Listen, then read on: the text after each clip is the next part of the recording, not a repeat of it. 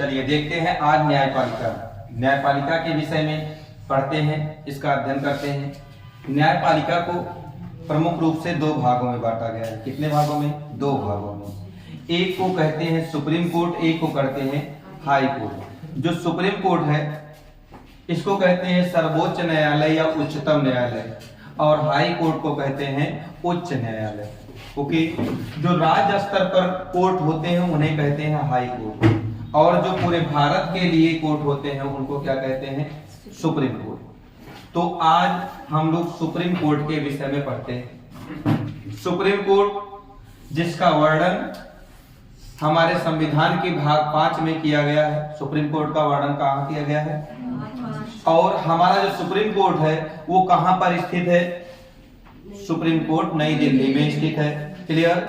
हमारे supreme court कहां पर स्थित है? नई दिल्ली। और हम सुप्रीम कोर्ट की बात करें या हमारी न्यायपालिका जो है वो एकीकृत न्यायपालिका है, संघीय एकीकृत न्यायपालिका है। कैसे एकीकृत का मतलब क्या हुआ? एकीकृत का मतलब होता है सारा पावर किसी एक के हाथ में दे देना, सबका सर्वो सर्वा कोई एक हो जाए, उसी को कहते हैं एकीकृत न्यायपालिका। तो बताओ, सबसे सारा पावर अगर देखा जाए तो सबका हेड ऑफ द गवर्नमेंट इसमें जुडिशरी का कौन काम करता है? सुप्रीम कोर्ट ना। लास्ट में कौन आता है? Supreme court. सबसे सर्वोच्च स्थान पर किसको रखा गया? इसका मतलब कह सकते हैं कि हमारे यहाँ पर एकीकृत न्यायपालिका की व्यवस्था है, जबकि अमेरिका में ऐसा नहीं है। अब हम बात करें ये एकीकृत न्यायपालिका की व्यवस्था ली कहां से गई है? ये 1935 के अधिनियम से ली गई है। कहां से ली गई है? 1935 के अधिनियम से ली गई है। आगे हम बात करें हमारे यहाँ पर जो सुप्रीम कोर्ट बना, कब बन के तैयार हुआ? 28 जनवरी 1950 को सुप्रीम कोर्ट बन गया। और जिस समय हमारा ये सुप्रीम कोर्ट बना था उस समय एक मुख्य न्यायाधीश और 7 अन्य न्यायाधीश थे, और जो पहले मुख्य न्यायाधीश थे उनका नाम क्या था? हीरालाल जे कानिया। पहले मुख्य न्यायाधीश का नाम क्या था? हीरालाल जे कानिया। और पहले महिला सर्वोच्च न्यायालय की पहली महिला न्यायाधीश कौन थी? सर्वोच्च न्यायालय की पहली महिला न्यायाधीश फातिमा बीबी थी। और आएगा उच्च न्यायालय की पहली मुख्य महिला न्यायाधीश कौन थी? तो लीला सेठ थी। ओके, 3 प्रश्न बनते हैं। सर्वोच्च न्यायालय के पहले मुख्य न्यायाधीश हीरालाल जे कानिया, और सेकंड क्वेश्चन बनता है सर्वोच्च न्यायालय की पहली महिला न्यायाधीश फातिमा बीबी, और उच्च न्यायालय की पहली महिला मुख्य न्यायाधीश लीला सेठ। अभी तक एक भी ऐसी महिला न्यायाधीश नहीं बनी है जो मुख्य न्यायाधीश के पद पर बैठी हो। कहां पर? उच्चतम न्यायालय में। उच्चतम न्यायालय में अभी तक कोई भी महिला मुख्य न्यायाधीश के पद पर नहीं बैठी है। क्लियर? आगे देखते हैं। जो अब वर्तमान में न्यायाधीशों की संख्या है 1+33 है, 1+33 है, और ये 1+33 इसमें एक जो है ये मुख्य न्यायाधीश का है पद। मुख्य न्यायाधीश जो वर्तमान में मुख्य न्यायाधीश कौन है? डीवाई चंद्रचूड़। डीवाई चंद्रचूड़ वर्तमान के मुख्य न्यायाधीश हैं, और इसमें 33 अन्य न्यायाधीश शामिल हैं। ये संविधान के भाग 5 में है, और अनुच्छेद 124 से लेकर 147 तक किसका वर्णन है? सर्वोच्च न्यायालय का। तो याद रखो, संविधान के भाग 5 में उच्चतम न्यायालय का वर्णन किया गया है। अनुच्छेद 124 से लेकर 147 तक उच्चतम न्यायालय का वर्णन है। अब चलिए देखते हैं कि मुख्य न्यायाधीश जो होता है वो कैसे बनता है। मुख्य न्यायाधीश जो होता है उसके लिए क्या शपथ कैसे दिलाया जाता है, उनकी योग्यताएं क्या होनी चाहिए, कब वो बन सकता है, उसको नियुक्ति कौन दिलाता है, उसके कार्य क्या होते हैं, इन्हीं सब का जिक्र करते हैं। तो आगे बढ़ाते हुए देखते हैं न्यायाधीश, इनको शपथ कौन दिलाता है?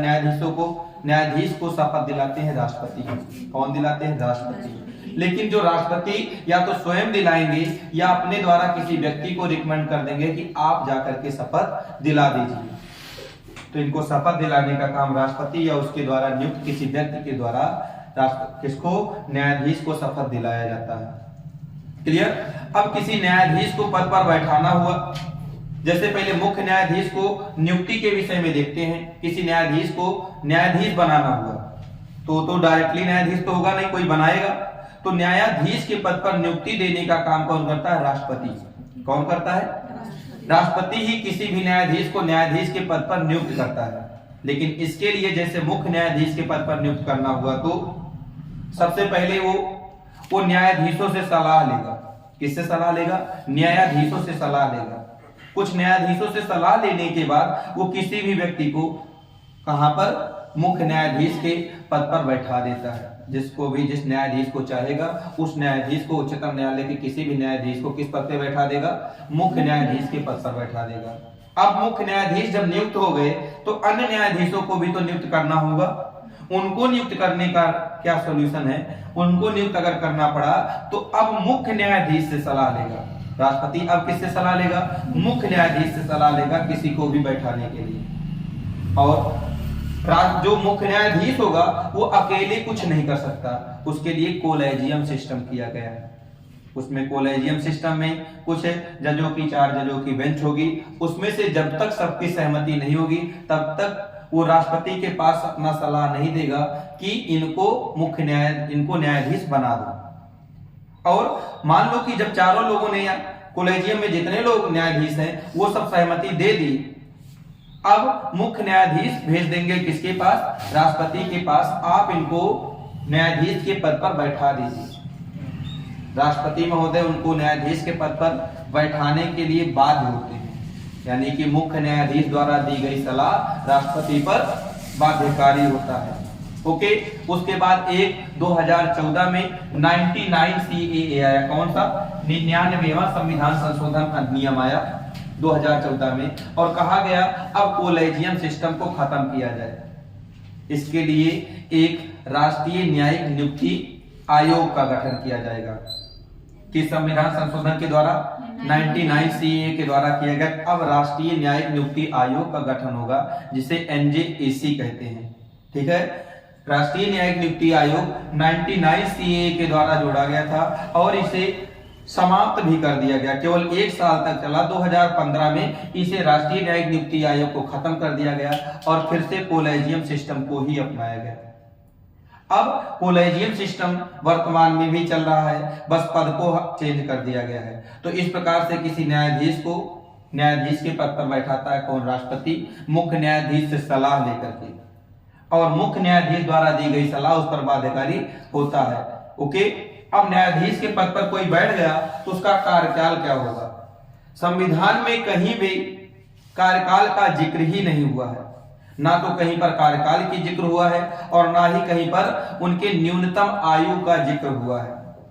ओके, संविधान में ना तो उनके कार्यकाल का जिक्र है ना ही उनके न्यूनतम आयु का जिक्र है।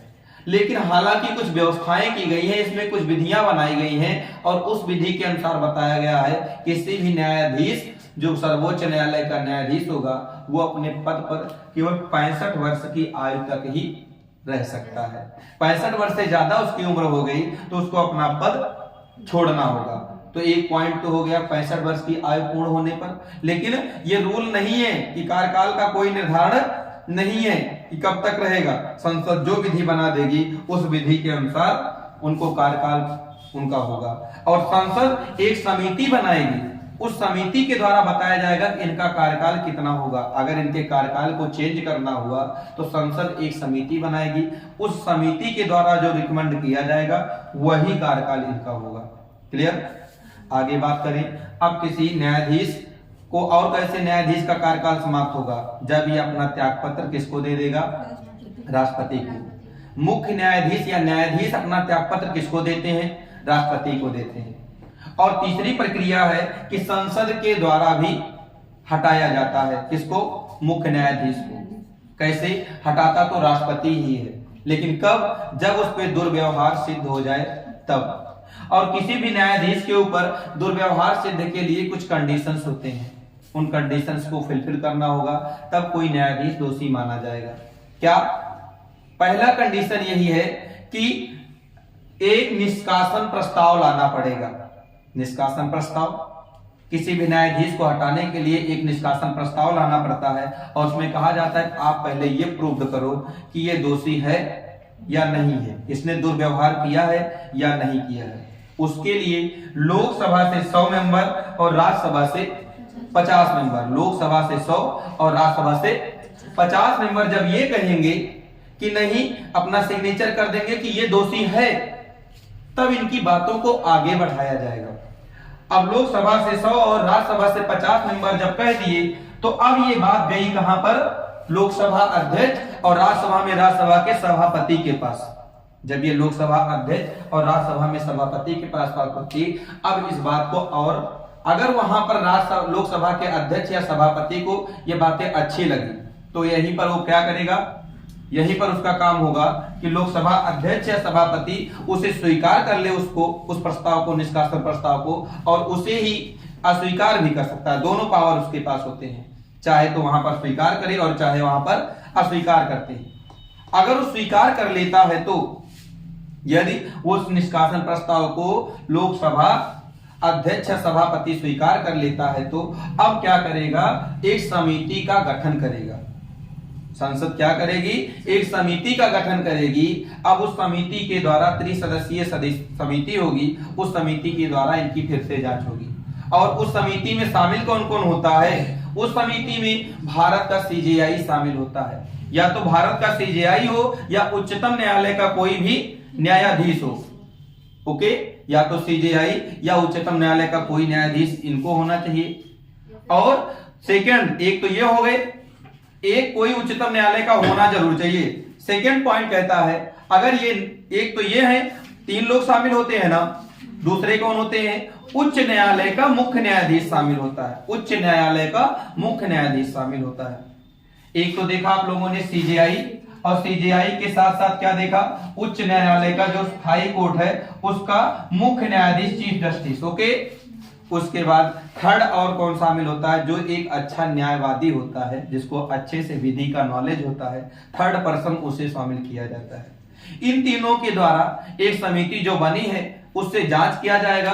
अगर उस समिति के द्वारा सही पाया गया कि हाँ ये दोषी हैं, तो अब ये समिति बता देगी कि ये फिर से भेजेगी लोकसभा और राज्यसभा में इस प्रस्ताव को कि भाई साहब मैंने तो इसको सही पाया, अब आप लोग फिर से इसको विशेष बहुमत से पारित करो। जब ये लोकसभा और राज्यसभा में विशेष बहुमत से फिर से पारित हो जाता है, तो पारित होने के पश्चात ये प्रस्ताव भेजा जाएगा राष्ट्रपति के पास। अब राष्ट्रपति उन न्यायाधीशों को पद से हटा देते हैं। ओके, प्रस्ताव समझ में आया कैसे न्यायाधीश को हटाया जाता है? ये प्रक्रिया होती है, फिर से समझ लो थोड़ा सा। सबसे पहले लोकसभा और राज्यसभा से 150 से होना चाहिए, फिर उसके बाद जाएगा लोकसभा अध्यक्ष और सभापति के पास, ये अपनी सहमति देकर समिति बनाएंगे, समिति के द्वारा जांच होगी, जांच में सही पाया गया, फिर से लोकसभा राज्यसभा में जाएगा, 2/3 बहुमत से पारित होगा वहां पर, और पारित होने के बाद फिर राष्ट्रपति के पास जाएगा, तो राष्ट्रपति महोदय क्या करेंगे? उनको पद से हटा देंगे। ये है इनके कार्यकाल के विषय में। ओके, याद रहे हमेशा कि विशेष बहुमत से ऐसा कुछ किया जाता है। अब इनके वेतन जो होते हैं, ये स्वतंत्र न्यायपालिका, हमारे यहाँ पे कैसी न्यायपालिका है? स्वतंत्र, जो भी अपना डिसीजन देना होगा एक स्वतंत्र रूप से देगी। ओके, और अब हम कहें इनके वेतन का निर्धारण कैसे होता है? इनके वेतन का निर्धारण संसद करती है। कौन? संसद। इनके वेतन को कभी कम नहीं किया जा सकता है, लेकिन एक कंडीशन है, जब इनके वेतन को कम किया जा सकता है। बढ़ाया तो जा सकता है, संसद जब चाहे विधि बना करके इनके वेतन को बढ़ा सकती है, लेकिन कम नहीं कर सकती है। लेकिन कुछ पावर्स है जिसमें संसद इनके वेतन को कम कर सकती है। कब? जब वित्तीय आपातकाल लगा हो, तब। वित्तीय आपातकाल के दौरान न्यायाधीश के वेतन को कम किया जा सकता है, अन्यथा किसी भी मामले में उनके वेतन को कम नहीं किया जा सकता है। और अब इनके पेंशन की बात करें, तो जो न्यायाधीश को पेंशन होती है, वो इनके अंतिम माह में जब इन्होंने रिटायरमेंट लिया होगा, तो उस लास्ट मंथ में जितना वेतन रहा होगा उसका 50% इनको पेंशन के रूप में मिलता है।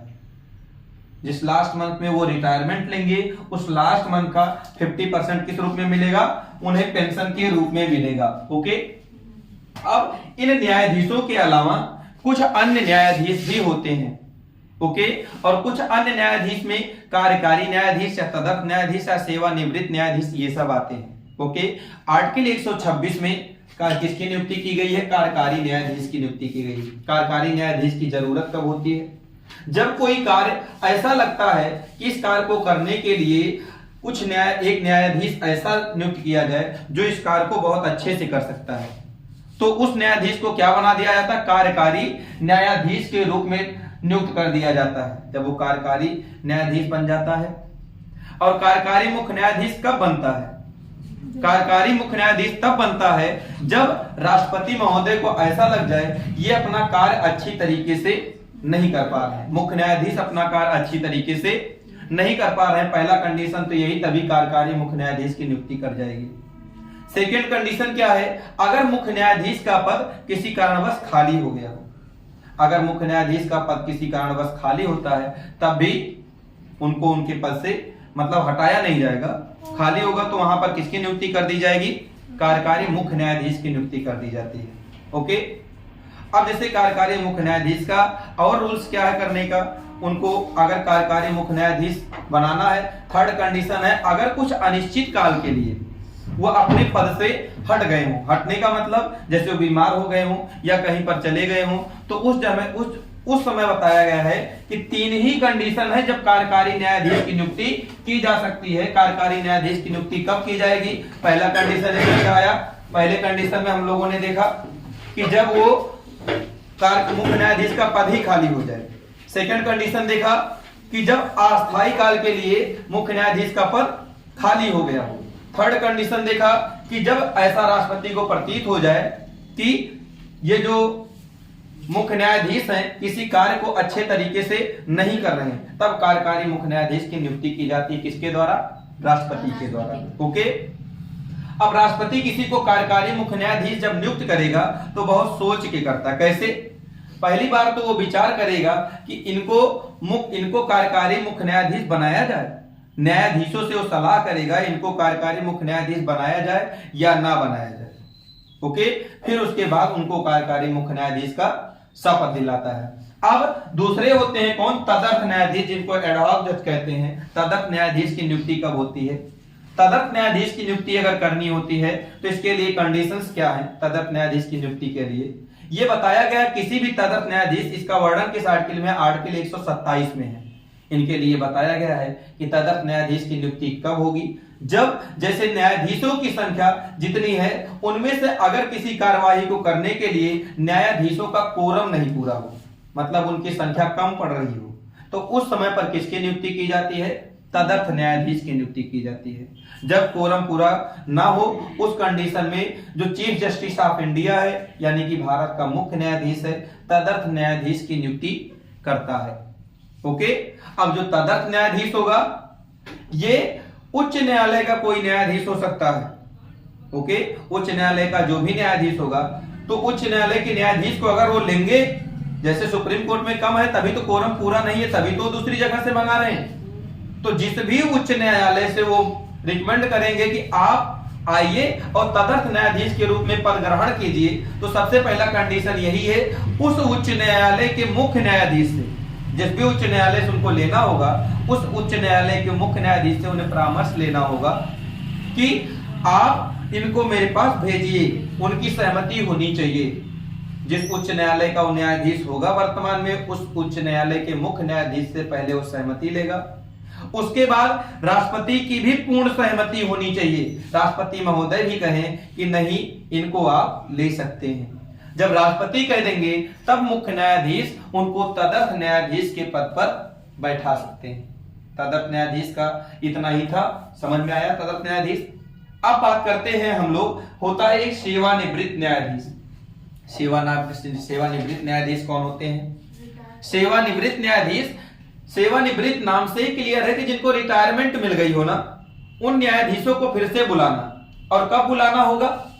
जब कोई कार्य ऐसा हो जैसे उनको लगे कि यही ये काम को अच्छा कर सकते हैं। रिटायरमेंट तो उनकी हो गई है, जैसे अभी डीवाई चंद्रचूड़ है, इनका रिटायरमेंट हो जाए, उसके बाद कोई ऐसा केस आए जिसमें लगे कि नहीं इनकी जरूरत है, डीवाई चंद्रचूड़ इस पे सबसे अच्छा फैसला दिए थे और दे सकते हैं ऐसे मामलों पर, तो अब हमारे पास क्या है? सबसे पहले जिस व्यक्ति को सेवानिवृत्त न्यायाधीश नियुक्त करना होगा उस व्यक्ति से परमिशन लेना होगा कि श्रीमान जी क्या आप हमारे यहां पर आकर सेवानिवृत्त न्यायाधीश के पद को ग्रहण कर सकते हैं। अगर उन्होंने कहा हाँ मैं आके आपके यहाँ पर सेवानिवृत्त न्यायाधीश के रूप में पद ग्रहण कर सकता हूं, तो उनको सेवानिवृत्त का पद दिया जाएगा। लेकिन आप उनसे परमिशन तो ले लिए उस व्यक्ति से जो रिटायरमेंट हो चुका है, उसके साथ साथ प्रेसिडेंट का भी सिग्नेचर, प्रेसिडेंट की भी सहमति जरूरी है।